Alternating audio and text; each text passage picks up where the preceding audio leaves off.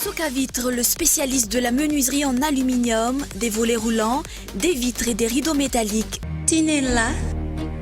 Aza makany Kafitsony, tongava malaky amin'ny magasin Vaovao.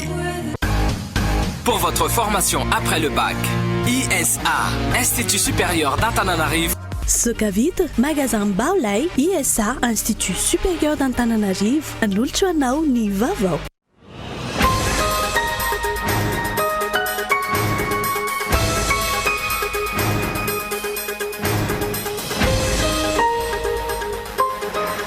Niavaka ity herinandro nivalina ity ho an'ny tontolo politika eto amintsika tsy miresaka pacte na mémorandum de stabilité izay mandroso minemitra nefa no tena mampiavaka izany anakabeny fa ny fiavahan'ny fomba fijery ny miantsiatra rehetra amin'ny fampandrosoana Madagasikara momba ny zava-misy eto amintsika tsy misy afa-po amin'ny fivoaran'ny raharaham-pirenena avokoa ireo mpiara-miorinantoka arabola amin'ny fanjakana arahintsika rehefa avy eo ny mahatonga soratra Henikaza Rakotomangantsoa.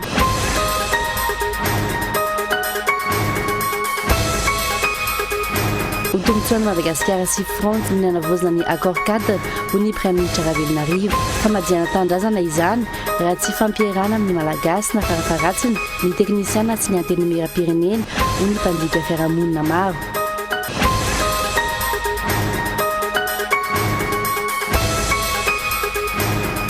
Niakatra 20% ny isan'ny fiara nafaratsika avy any ivelany ny 3 volana faharoa tamin'ity taona 2024 ity ny volana Desambra ny tena mandeha ny tsena ho an'ireo mpandraharaha mpivarotra mahalafo fiara iray hatramin'ny 5 eo ny mpivarotra iray isam-bolana ary manomboka hatramin'ny 530 tapitrisa hatramin'ny 30 tapitrisa FMG ny vidin'ny fiara iray.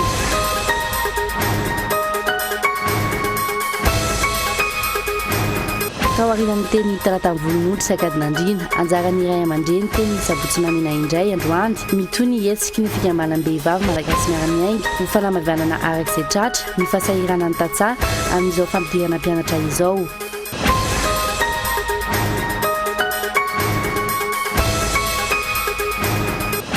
Na 7 no maty, vala amin'ny 390 ireo naratra mafy maly tany Arabia Saoudite nonga nilay gru tao Lamek nahitana teratany Maleziana sy Iranianina tamin'ireo nahiditra hopitaly fantarany fodrafitrasy eo amin'ny 400 metatra toradroa no natao mba handraisana pino sy lambo roa faingoro tapitrisa ny Atsipriana Vetrany.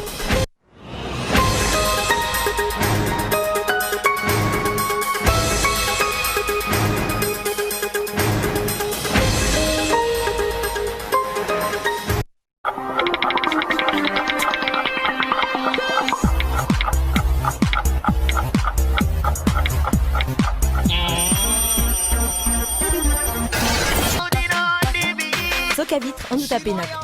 Menuiserie en aluminium. Rideaux métalliques. Volets roulants. Vitres. Tôle. Soca Vitre en Outapénac. 020 22 682 28 033 11 256 63. Soca Vitre en Outapénac. Très sincèrement à votre service.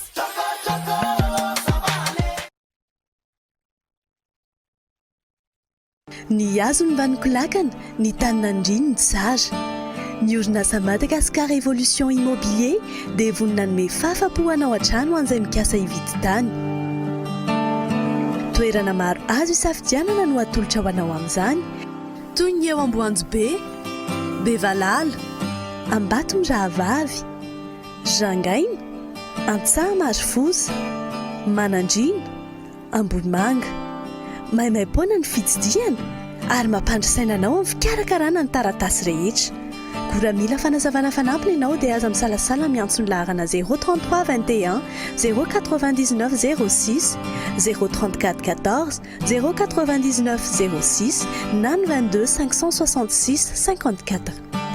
Madagascar Évolution Immobilier, un avenir sûr, investir, bâtir pour le futur. Des nouvelles gammes de produits débarquent chez Vaovao. Des produits performants possédant une polyvalence incroyable.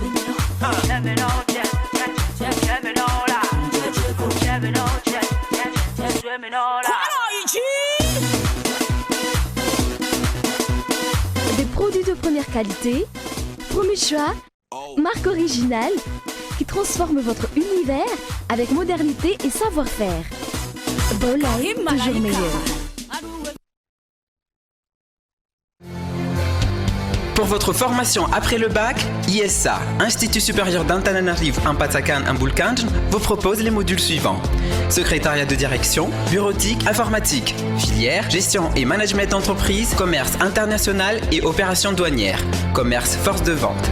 Rentrée bac 2015, 2 octobre et 24 novembre pour ISA Ampatsakan, 6 octobre et 27 novembre pour ISA Ambulkanj. Pour votre formation en second cycle, ISA vous propose son lycée privé.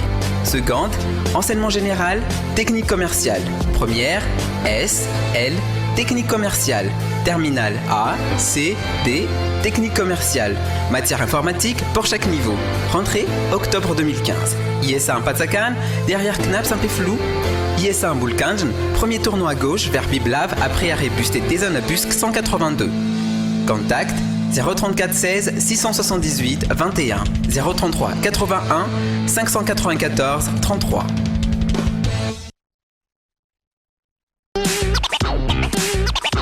Hello, place to go, darling.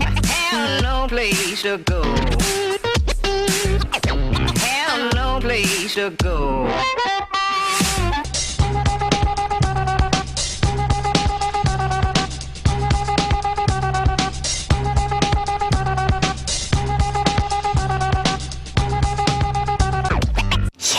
With you, miarakam now, miarakam new. Efa misokatra izao ny la gastronomie pizza eny amin'ny bypass tsy lavitra ny fiviliana makany Ambohijanaka eo ampitan'ny piscine. Toerana voatokana ho an'ny mpianakavy io ary toerana manara-penitra tokoa. Ahitanao sakafo gasy, ahitanao lasopy tamatavy natokana ho an'ny mpianakavy io na andavanandro na amin'ny week-end. Mahazo koka daholo izay mividy pizza PM na GM na pack bomba. La gastronomie pizza, pizza de qualité, pizza de quantité, pizza ho an'ny daholo be. Célébration du 14e anniversaire du groupe LifeMed. Remise spéciale de 40 à 50% sur certains meubles. Grand remise exceptionnelle pour tous les meubles. Nombreux choix d'articles sera à votre portée, comme les salons de haute qualité, chambres à coucher,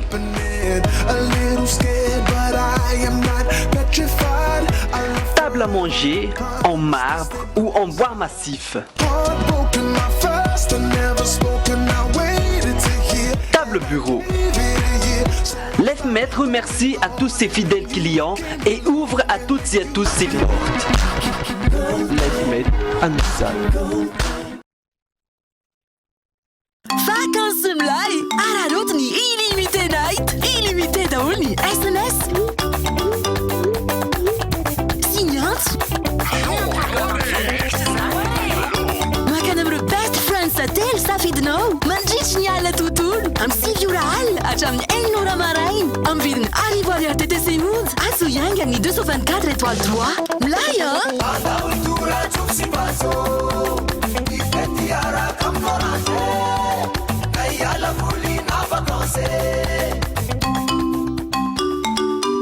Miamanja en vacances miaraka amin'ny Orange, miamanja ny tontolo miaraka amin'ny Orange.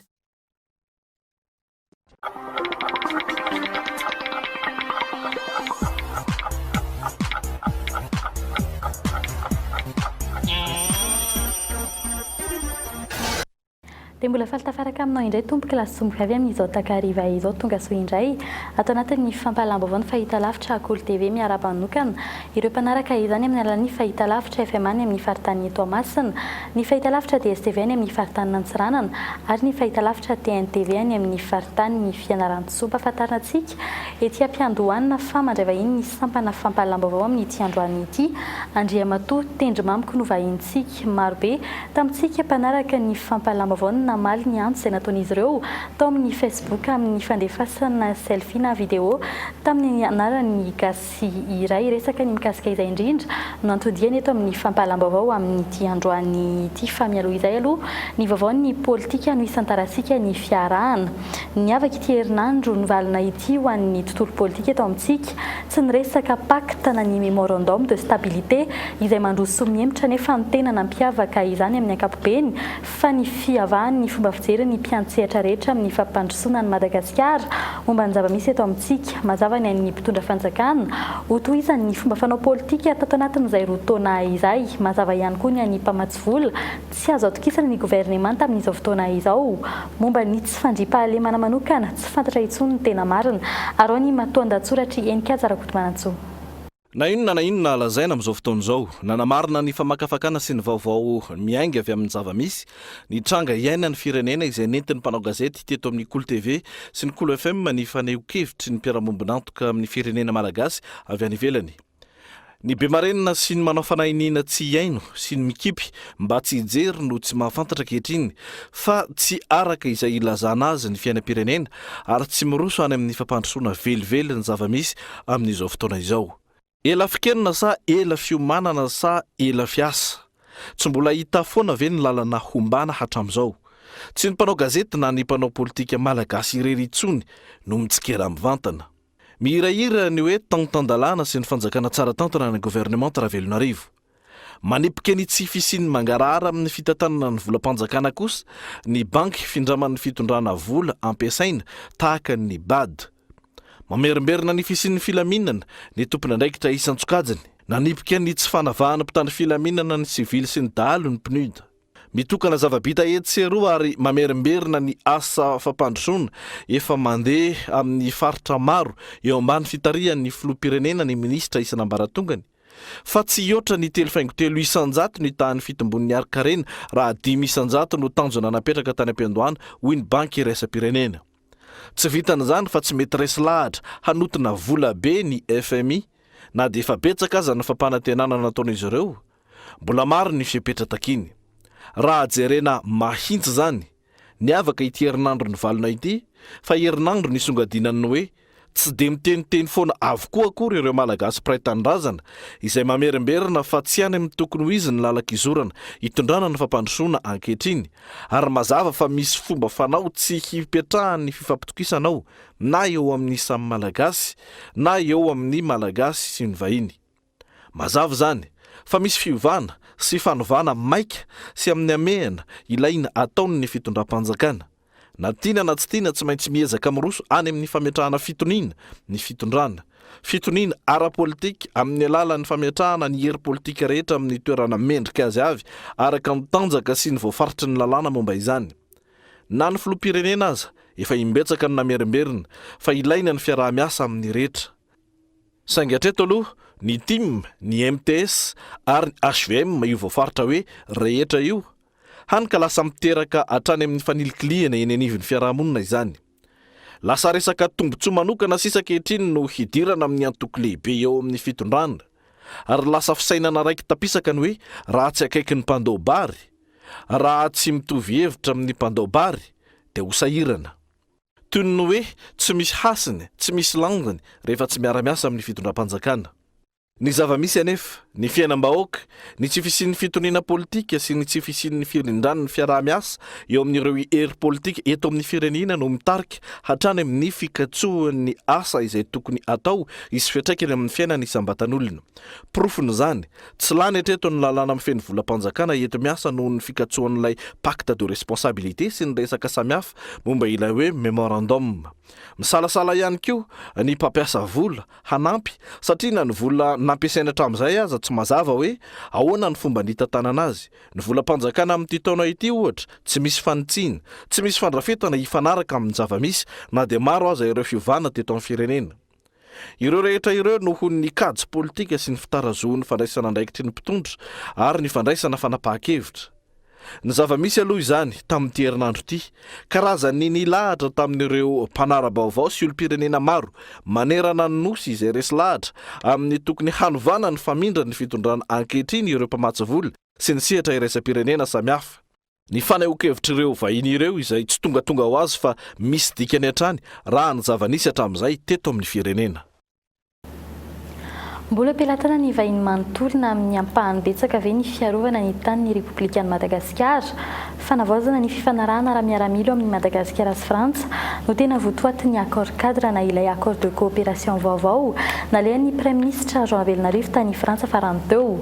Tafiditra anatin'ny firenena manana fifanarahana amintsika ihany koa anefa tsikilan'izay amin'ny raharara toe-karenina indrindrindrindra ny Amerikana, ny Anglisy, ny Koreana tatsimo sy ny Mauritiana raha nambara ny Prime Ministre hatrany. I Frantsa kosa no nangataka ny anavaozana ny accord cadre aro ny fanadihadiany Erina Rabary. Ho tombotsoan'ny Frantsay sy ny Malagasy io no antony nanaovana ilay fifanaraha-piara-miasa eo Madagasikara sy Frantsa hoy ny Prime Ministre Velnarivo. Raha ny fanadihadiana nataonay anefa dia ny ara-miaramila no tena nibahana tao anatin'izany fifanarahana izany. Tafiditra anatin'izany fifanarahana izany ny mikasika ny fanampian'ny Frantsa ny Madagasikara eo amin'ny fiambenana ny sistany amin'ny alalan'ny fanomezana fitaovana na fanofanana na ihany koa olombelona. Ny Frantsay ihany koa no nangataka izany fifanaraha-piara-miasa izany hoy hatrany ny Prime Ministre. Hoe ny Prime Ministre Frantsay hoe aleo asiasika commission ad hoc ny mandinika an'io. Mbola naveriny ambassadeur Frantsay zay rehefa nyresan'ny filoham-pirenena izy niraisy ny ministre ny raharaha-mbahiny ary niraisiko omaly tato. Resanao ny ara kulturaly, ny ara ekonomika, komersialy, ny fifandraisana ara-miaramila, sinetreta, zany zavatra zany avaozina mba ho tsaratsara kokoa hoentina hampandroso any Madagasikara ary samy mba profitable na hoe bénéfique amin'ny tsirairay, zany hoe azahoany tsirairay tombotsoa na ho an'ny la Frantsa zany na ho an'ny Madagasikara. Raha tsy ahivina ny tamin'ny 4 Jona 770 izay nanaovantsony ity fifanarahana teo amin'ny Madagasikara sy Frantsa ity izay fanesorana ny tafika Frantsay tao Sainte-Marie sy ny tao Diego Suarez ary ny tety Madagasikara iray manontolo no tena votoatiny ankehitriny mitady nirika rehetra ifehezana ny Madagasikara indray la Frantsa ary manampy azy amin'izany ny gouvernement Velnarivo. Ankoatr'izay maro ihany koa ny nametraka ny ayahiny tamin'ny filan-kevitry ny ministra manokana natao omaly maraina izay tsy niantsona fa tsy ministra vitsivitsy. Maro no nilaza fa nisy zavatra hafa nikononkononina indray tao anatin'izany. Ministra lohandohan'ny HVM ihany raha teo no nanatrika izany. Ara-dalàna izany hoy kosa ny Prime Ministre Velnarivo. Io ny ao anatin'ny lalàna tsara mihitsy ny fisiany Conseil des ministres feno tanteraka ary ny Conseil des ministres restreint. Tena ao anatin'ny texte mihitsy zany ary voasoratra ara-dalàna. Ny zavatra satria misy ny fahimakan-javatra sy tanao rehefa miasa zany misy zavatra dinina hanatsarana ny zavatra eto amintsika dia misy fotoana hoe olona vitsy ny ilaina haingana ijirena an'izany. Fanjanahantany amin'ny endriny hafa io no andraisan'ny mpanara-baovao ny fifanarahana nataon'ny Prime Ministre Velnarivo sy ny Prime Ministre Frantsay tamin'ny herinandro teo.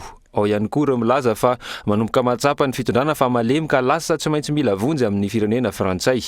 Tsy tokony ho vitan'ny fifanaran'ny mpanao politika fotsiny ihany koa anefa ny fandrafetana raha tahaka izany. Andrasana hatrany ny famoahana ho mangarahara ny votoatan'ny fifanarahana mahakasika ny aim-pirenena tahaka ireny. Eo amin'ny pejiny toe-karena kosa foana avokoa ventrosa tsy maintsy alohan'ny orinasa Tico sy ny Magro amin'ny fanjakana malagasy tsy mametraka olana amin'ny fisokafan'ny orinasa ny filoha aloha ny ministry ny indostria fampiroboroboana ny toe-karena Madagasikara zany raha ny fanazavany Narso Rafidimana itsekilan'izay manany fiverenany ampimamba ny mpivarotra mpanjara ronono raha toa ka mankasitraka ny fiverenan'izany orinasa izany ny mpivarotra mpamongady ary ny fanadiny Michel Aranardzon. Fitotoana tsy nandohetra vitavita ho azy ny 590 miliara tokony alohan'ny filoha teo aloha amin'ny fanjakana. Atoato ary tsy hoe levery ny sokatra ny orinasa Tico sy ny Magro tsy misy olana tsy mametraka olana amin'izany intsony ny gouvernement Velnarivo raha ny fanazavana azo. Ny olona rehetra afaka mandeha any ivelany makany Danemark. Anisan'ny développement ny tanàna daholo zany, développement pays daholo zany hoe misy société anankiray mandeha makany ny lehibeny tsara dia tsara zany matsara. Ahoana moa tsika zao miresaka entreprise maromaro aiza ho aiza io ny anjaran'ny fitondrana rehetrarehetra, anjaran'ny olona rehetrarehetra mijery ny ahoana ny tokony hanodinana ny société ny sasany tsirairay avy tsy anjarako maha-ministra anazy zany anjaran'ny olona rehetrarehetra zany tsara ny mandeha any Danemark, tsara ny mandeha any France, zay zao moa any Genève hijery ny politique d'investissement ny Madagasikara. Orinasa parmi tant d'autres ny orinasa anankiray ohatran'ireny. Ny anjarantsika zao dia mba hisiany fangarahara, hisiany ny olona rehetrarehetra hoe ahoana ny ahafahan'ny olona tsirairay avy tsy hisiany monopole intsony. Zany zany no diniantsika zao. Arak'izany afaka miverina misokatra ankalalahana ny orinasa Tico saingy hojerena manokana mikasika ny fanakezana ny tsena izay isany nampalazo io orinasa ny filoha teo aloha io. Isandreo manay amin'ny fiverenan'izany orinasa izany ireo mpivarotra mpanjara ronono. Kely ronono azon'izy ireo tamin'izany fotoana izany raha ampitaina amin'izao fotoana izao. Raha toka ronono 3 litatra isan'andro no azon'izy ireo sy amidin'izy ireo tamin'izany, nitomba hatrany amin'ny 2 litatra izany amin'izao. Zao zany tombo kely fotsiny le ronono fa tsy dia hoe tombo betsaka. Raha tamin'ny Tico sokatra ohatra hoe à 50 dia zao mety dia zao tsy misokatra zao intsony izy. Tombo kely fotsiny fa tsy dia hoe mitombo betsaka zany satria betsaka koa le makany zany le société majidijinika le mpanao fromage, mpanao aorta amboary. Fanohatra amin'izany kosa nefa ny andreo mpivarotra mpamigady ronono. Ianao zao mananao dia afaka amenao any afaka amenao any Tico samy manana safidy tatsana vohitra. Averina zao ny Tico dia vao memety amin'ny hafa manana an'ilay fitaovana ho azy manana mobile sy le pouvoir. Fa amin'izao tsisy pouvoir dia tsisy ronono rehefa septembre, octobre, novembre. Tsisy mahay an'ilay pouvoir ny Tico renao any ambanivohitra amin'izao. Hatreto aloha mbola mampametra-panontaniana ny fifanarahana nisy teo amin'ny filoha teo aloha sy ny gouvernemanta ankehitriny. Mbola fanontaniana mipetraka ihany koa mikasika ny tany misy ny magroetsy akoron-drano, andalana ny fikarakarana ny taratasy, ary isy ihany koa ny fivoriana hanapahana ny fanapa-kevitra farany mahakasika izany raha ny fanazavana azo tamin'ireo tompona andraikitra eo anivon'ny CCIA. Fa tsy tompona andraikitra amin'ny famitsorana ny voaroroy amin'ny resaka kolikoly tonga ny aminy avy eo anivon'ny chaîne pénale anti-corruption na ny fitsarana manokana miady amin'ny kolikoly raha ny fanazavany ny solotenan'izy ireo araka ny lalana dingana rehetra izay narahan'izy ireo raha ny fanazavany hatrany. Etsak'ilan'izay nefa nitahotra amin'izay fomba fiasan'ny fitsarana izay mahatonga ny olona tsy ho sahitory na hanao tatitra hoy ny avy eo anivon'ny samifinina omaly ny arahany samifinina sy ny komeza nanao ny atrikasa mikasika ny ampiditra Madagasikara ministera iraisam-pirenena amin'ny ady amin'ny famotsim-bola fanadihadiany Erinina Rabary. Nandritra izay 20 taona nijoroan'ny samifinina izay maro ireo krizy nandalovan'ny firenena ka niapahany betsaka tamin'izay fotoana izay no navoilika ny Madagasikara teny ivelan'ny sehatra iraisam-pirenena raha ny fanazavan'ny tale generaliny ity sampana ity androany manoloana ny fivoaran'ny asanjiolatsambo tsy afa-miala amin'izay sehatra iraisam-pirenena izay ny malagasy hoy ny solotena avy amin'ny komeza ity resaka asanjiolatsambo ity izay tsy afa-misaraka amin'ny famotsim-bola ka antony nanaovana ity atrikasa androany ity. Ny Somaliana no isan'ny malaza amin'ny ity resaka asanjiolatsambo ity. Ary misy andraikitra anankiray izay raisin'ny komeza zany ao anatin'io ady amin'ny ADKPN io dia ny fifandraisan'ny fanodikodonana an-dranomasina sy ny vola azo amin'ny alalan'izy ireny sy ny famotsiam-bola izay mety ho ateraky ny rançon na ny vola azo takanonaina izay ataon'ireny pirate ireny. Ary izay no antodiany eto Madagasikara zany hijery sy hanampy amin'ny fanofanana amin'ireo sehatra izao. Momba izay resaka famotsim-bola izay vitsy ny tatitra azony avy eo anivon'ny samifinina ny tsy fananan'ny malagasy ny atao hoe culture de dénonciation na ny fasahiana mitory rehefa mahita raha mampiaya no isan'ny mahatonga ny olana tsy mety vova amin'ity resaka ity raha nambarany tale jeneraly ny samifinina hatrany. Tsika malagasy dia mbola zatra lay atao hoe culture de dénonciation sy haiko moa ny tena andikana azy amin'ny teny gasy. Na sika raha maheno hoe misy mpivady miady ao trano akaikitsika eo tsy hisy mihitsy olona andeha hiantso polisy ka hoe hitory an'iny olona fa ny ataon'ilay olona raha vao maika manakato trano.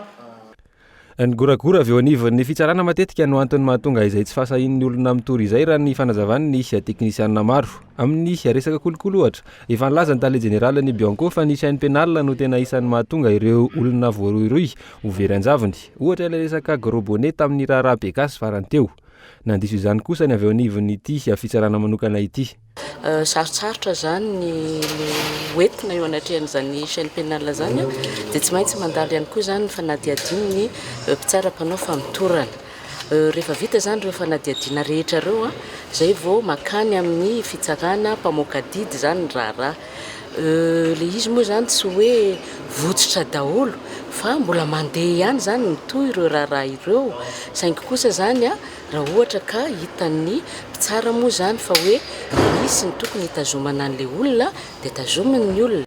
Ifanilihana tahaka izany hatrany raha mafana rehetra eto amin'ny firenena fa tsy mbola nisy hoe olona ambony ny gadra treto na dia fantatra aza fa maro amin'ireo olona ambony eto amin'ny firenena no petsa amin'ny resaka famotsim-bola sy kolikoly. Eo amin'izay pejiny toekaren'izay hatrany niakatra 7.7 ny isan'ny fiara nafarantsika avy any ivelany ny 3 volana faharoa tamin'ity taona 2024 ity raha mitamin'ny tamin'ny 3 volana voalohany. Ankoatry ny fampidiran-ketra amin'ny kitapo-mbola mpanjakana tsena ho an'ny mpandraharaha mpivarotra ihany koa izany. Mbola ny marika frantsay sy allemande ary ny karazana natao hitaterana entana na olona treto no tinadiny ny mpanjifa fiara efa niasa efa manomboka betsaka ihany koa ny fiara avy amin'ny firenena tatsinanana fanatediana. Ety Anosy manomboka amin'ny 530 tapitrisa hatramin'ny 390 tapitrisa FMG eo ny vidin'ny fiara sprinter iray efa niasa. Itony karazana fiara itony izay isan'ny be mpitady amin'ny vanim-potoana tahaka izao. Mahalafo fiara iray hatramin'ny 5 eo ny mpivarotra iray isam-bolana ary ny volana Desambra ny tena mampandeha tsena. Tsy mitsaha-mitombo ny fanafarana fiara efa niasa eto Madagasikara. Raha toka nahatratra 2.700 zany ny 3 volana voalohany tamin'ity taona ity, tafakatra 7.700 ny 3 volana faharoa. Na izany aza noho ny fifanakalozana ara-barotra izay atao amin'ny any ivelany, misy fiantraikany amin'ny vidin'ny fiara ny fihiba ny isan-daniny ariary. Ny fiara efa miasa moa zao ety Anosy somary ntsena mangingina kely tsy ohatry ny taloha. Ny antony eo amin'le niakatra kely vidin'ny fiara. Eo amin'le sandam-bolatsika malagasy somary niakatra kely ny euro mihoatra ny FMG. Dia eo koa le amin'ny lafiny politika amin'izao ny olona zany tsy dia mamoaka vola bifika amin'izao izy tokantrano e. Ny eo koa ny fidiran'ny mpianatra. Tafakatra 70 faingo 9,000 ariary kosa nefa nietra nampidiran'ny fanafarana fiara efa niasa avy any ivelany ny 3 volana faharoa tamin'ity taona ity raha toka 5,10,000 ariary zany ny 3 volana voalohany. Mifanatsahana amin'izay ihany nietra nampidirany fanafarana fiara vaovao 2,70 faingo 9,000 ariary ny 3 volana voalohany ary 3,70,000 ariary ny 3 volana faharoa. Tsy mbola mivafofitra ny foronana amin'ny marika ny fiara na dia efa miamahazo vahana aza ny fiara vita koreana. Araka ny sondage hitanay zany ny marika frantsay betsaka mpanafatra tomobile marika frantsay dia efa manaraka azy eo akaiky koa ny marque allemande ny Mercedes zany surtout ny utilitaire zany ny sprinter sy ny anona zany tena be da be mpanafatra dia efa manakaikikaiky azy eo koa ny marque koreana zany zao fa manomboka be da be ny tafiditra eto Madagasikara ny Hyundai sy ny Kia sy ny marque koreana vitsivitsy efa zany be da be mpanafatra koa reo zao. Fa ankoatra ny fampidiram-bola amin'ny kitapo-mbola mpanjakana sy amin'ny mpandraharaha, mampitombo ny fitohanana ihany koa ny fitombony isan'ny fiara miditra eto amintsika. Tsy mbola voafetra nefa hatreto ny fidiran'ny fiara eto Madagasikara. Ny fanarahana ny fepetra amin'ny fe-potoana farany ambony efa niasana ihany ny takiana amin'ny fampidirana fiara efa niasa eo anivony fahadiseranana. Eo amin'ny pejiny sosialy kosa indray efa iray volana izay no nitsatra ny fanamboaran-dalana teny Itosy ny Aramangina ary tsy nalia ny orinasa nahazo ny tolotrasa. Antony mahatonga izany tsy manambola ny fanjakana ho ny mpiasa ary tsy mbola voaray hatramin'izao ny karaman'izy ireo. Ankoatr'izay mitohy hatrany ny fahasimbanana ambodin'ny sotry nanomboka omaly lasa nisy loharano eo afovoan'ny arabe hatramin'ny fotoana andalovana teny an-toerana tsy mbola nisy nanapaka io rano io. Mitohy hatrany arak'izany ny fitarainy mpampiasa ny lalina izay mandovola isan'andro ikojakojana izany. Arao ny fanadidina. Nanomboka omaly maraina ny tombo ny fahasimbany lalana eto ambodin'ny sotry. Vaky ny teo an'ny jirama izay mamatsy rano ny 67 hektara atsimo. Lasa misy loharano boiboika ny arabe aty aminay hoy ny mponina eny an-toerana. Omaly ty ny vaky ty rano ty ty bizo ty dia ny jirama rehefa tsy manjay andraikitra an'le izy rehefa n'le lalana ty efa mesimba miboaka any rehefa ny saretsy ny any ty dia reo mijaly be mahitsy ny amin'le lalana ty. Zao na ty amin'ny arabe ara lasa loharano be noho ny lelele teo amin'ny jirama vaky potika noho ny amin'le lalana ratsy dia tean'le mponena tômôbila le teo dia mipasaka dia io lasa loharano hitantsika zao io. Tsy mbola nisy jirama nandalo hanapaka ny rano tety hatramin'ny omaly maraina. Tapaka ny pompy miditra ny fantiantoka amin'ny famoaham-bola mandeha lavitra maka rano ho an'ireo mpampiasa ny pompim-bahoaka eny an-toerana. Ho an'ny lalana eny Itosy kosa efa ho iray volana zao no nitsahatra ny fanamboarana, mbola ny fanaovana ny lavaka sy ny kareo tapenana ihany nefa ny vita, tsy hita izay nalehan'ny orinasa nahazo ny tolotrasa. Ireo mpiasa tao aminy miisa 3 tsy mbola nandray karamatra amin'izao. Efa ray volana teo niasa de ray volana izy hoe efa tsy niasa tsony.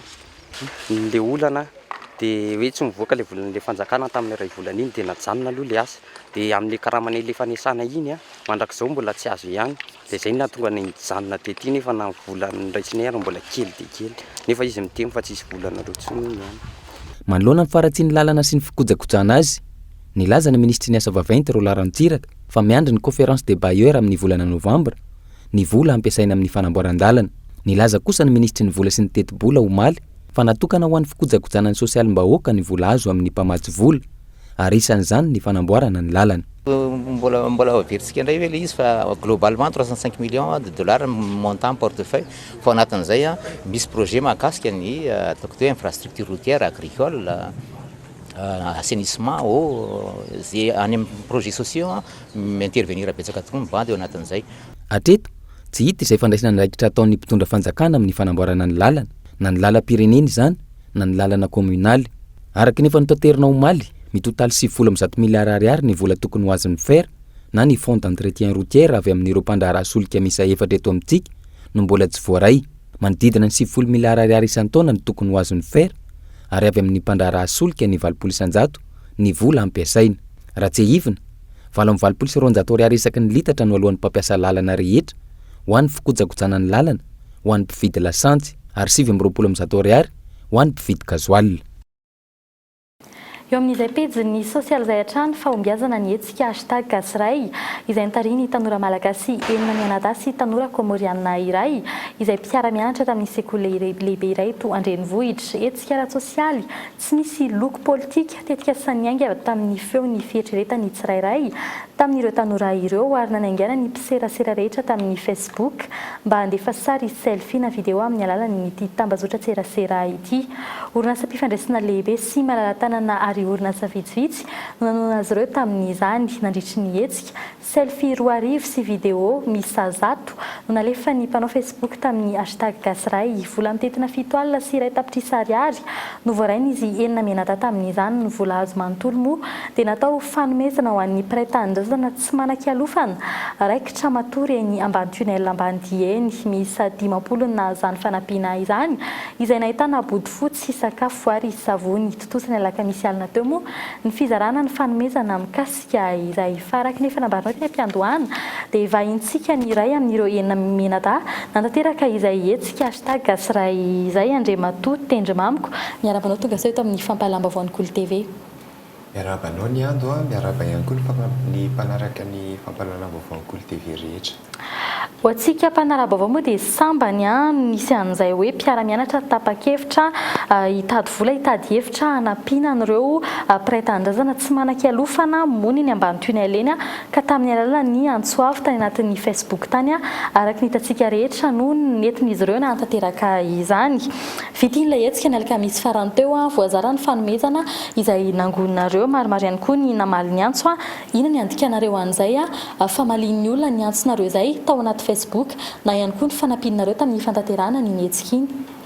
Voalohany indrindra aloha zany tsara mampafantatra fa izahay 9 mianadahy dia mpianatra ao amin'ny taona fahatelo comptabilité finance session d'hiver ao amin'ny ISCAM. Ny hoe fandikanay ny fihetsiky ny mpanao Facebook tamin'iny hetsika iny tsapa zany fa misy ny firaisan-kina amintsika malagasy ary tsapa ihany koa fa betsaka ireo olona ny te iray fo andresy ny fahasahiranana mianjady amin'ireo mpiray-tanindrazana amintsika. Inona koa sara ny lesona azo tsoahana amin'izay hoe fahombiazana iny karazana hetsika tahaka ireny? Ny lesona tsoahana voalohany indrindra moa zany dia ny hoe mahavita zavatra isika tanora rehefa anao ka rehefa misy hevitra mitsiro toy ireny indrindra ny andorona anao tetika asa ara-tsosialy fanampianareo mpiray-tanindrazana dia tanterahana satria mahavita isika rehefa manao. Marobe ny tanora izay nanoana ny hetsika izay nataonareo nakasary teny andefa azy atao anaty Facebook toy ihany koa ny video mety isy toy ihany ve zay mety tahaka ny ahonandray ihany toy ihany amin'ny hetsika farany izay nataonareo iny. Izahay reto moa zany dia mbola mikasa ny anao tetika asa lavitrezaka manome toky izay fa ho ataonay izay tetika asa lavitrezaka izay saingy mbola tsy afaka mamaritra mazava izay hatreto hoe inona le tetika asa lavitrezaka ho ataonay fa ho fantatra miandalana eny ihany. Eny ary hisaoranao ny vahiny tao anatin'ny fampahalalam-baovao. Misaotra anareo ihany koa ny antso anay dia hisaotrana ihany koa izay rehetra nanome tanana ho fanohanana ity hetsika gasira ity dia hisaorana amin'izany ny olon-tsotra ny manam-pahefana isan-tsokajiny ny orinasa izay nanohana anay ihany koa. Fa mbola amin'izay fanampiana ny mpiarabelon'izay hatrany tsy amin'ny fotoana ny fampelezan-kevitra ihany no antanterahana ny asa soa hanampiana ny mpiarabelona saika mitovy ny olan'ny ray aman-dreny maro amin'izao fidiran'ny mpianatra izao, eo ny fieritreretana ny fianarana ianaran'ny zanany, eo ihany koa ny vola hividianana ny fitaovam-pianarana samihafa varotra amin'ny vidiny mirary no nentin'ny fikambanam-behivavy malagasy miaramiainga atao amin'ny komina Sabotsynamiana. Ny hetsika izay ao anatin'ny fanohizana ny vinan'ny fikambanana izay fanampiana ny mpiarabelona maro ny vidiny nahita fa manampy azy ireo dia ny elam-bidy eo amin'ny entana hoentin'ny fikambanana sy ny vidiny eny an-tsena eny. Arao ny fanampanazavana. Fitaovan'ny mpianatra 200 pages, 100 pages, crayon, stylo de toute sorte. Matsapa hoe mirary dia mirary. Ny tombontsoa ho azoko efa mahazo zavatra hafa indray le vola saika hividianako an'le hysteria amin'ny hafa. Tena hitako mihitsy hoe 100 isan-jato satria 7 arivo ery aty 5 arivo. Nanomboka androany mivarotra kahie dia mbola itoy amin'ny andro avy dia mitoy foana kahie, voananina, stylo, crayon sy fitaovam-pianarana rehetrarehetra dia lampy dia mbola mitoy ny hetsika amin'ny volana septembre sy octobre ity ka manasa antsika malagasy rehetra mba hividy ny fitaovana fianarana amin'ny vidiny mirary dia mirary hanampiana antsika vahoaka malagasy.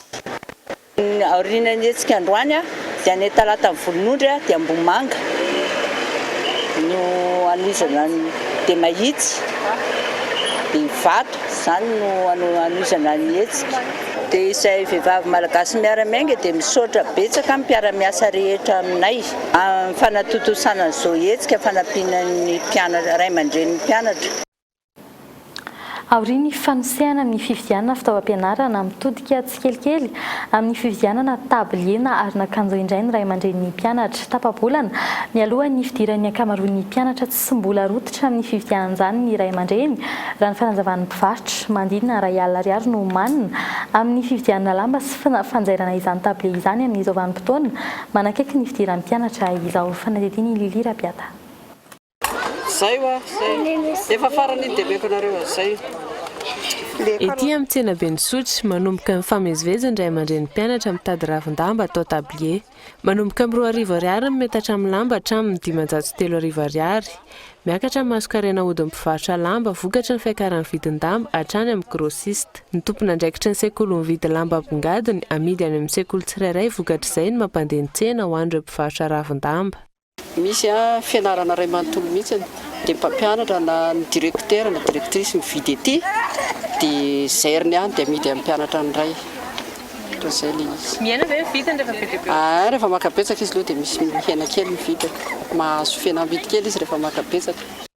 Ho an'ireo efa misafidy hividy lamba manodidina R1,00 no manana ho an'ny tablier iray.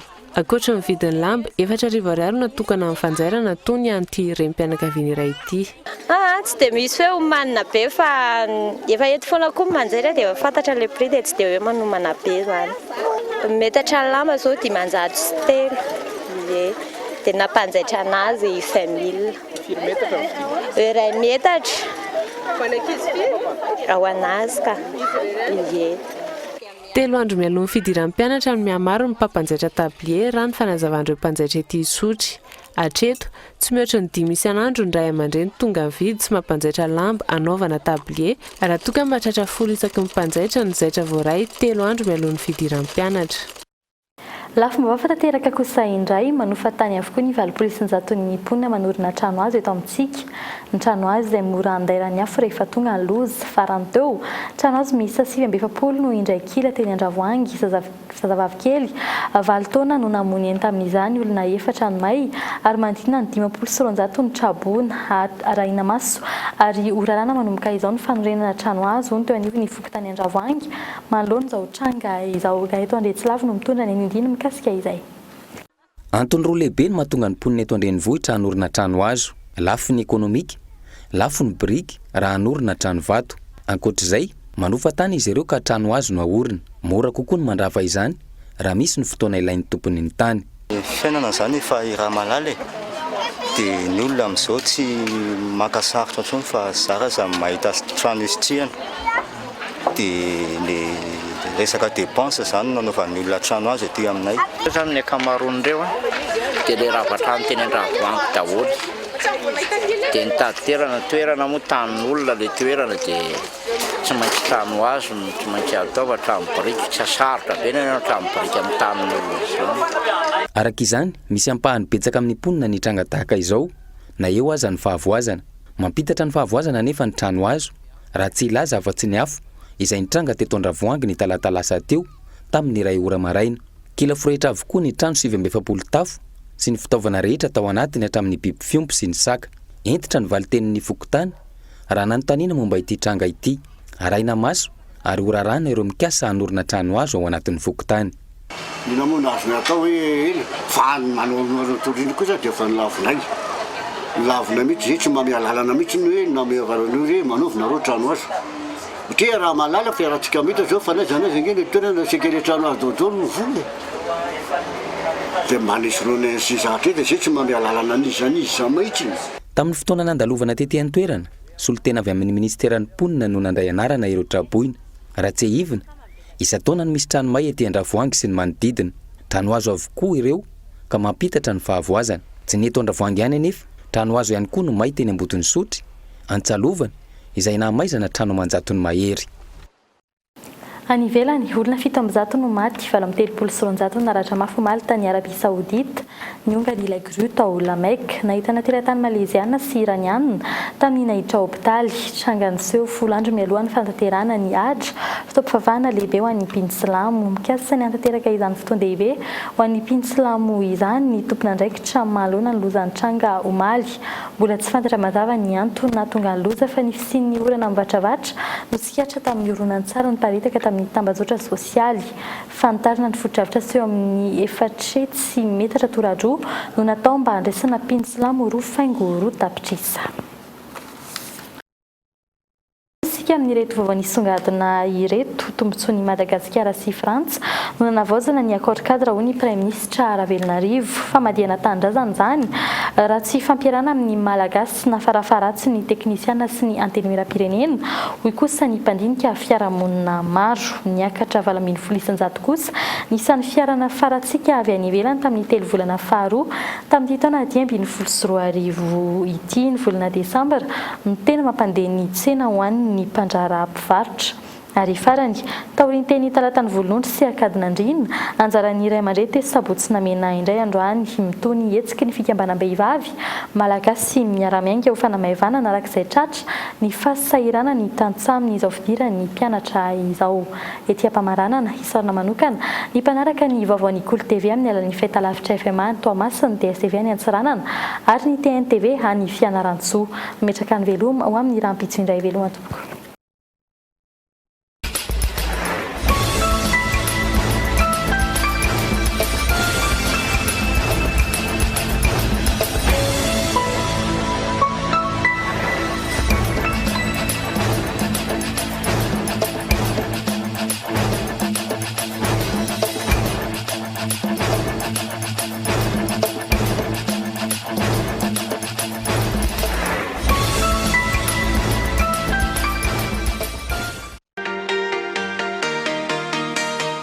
Vitre, le spécialiste de la menuiserie en aluminium, des volets roulants, des vitres et des rideaux métalliques. Tinella. Aza makany kafitsony, tongava malaky amin'ny magasin Baolay. Pour votre formation après le bac, ISA Institut supérieur d'Antananarivo. Ny fampalalam-bavao niarahanao tamin'ny Sokavitra, magasin Baolay, ISA Institut supérieur d'Antananarivo.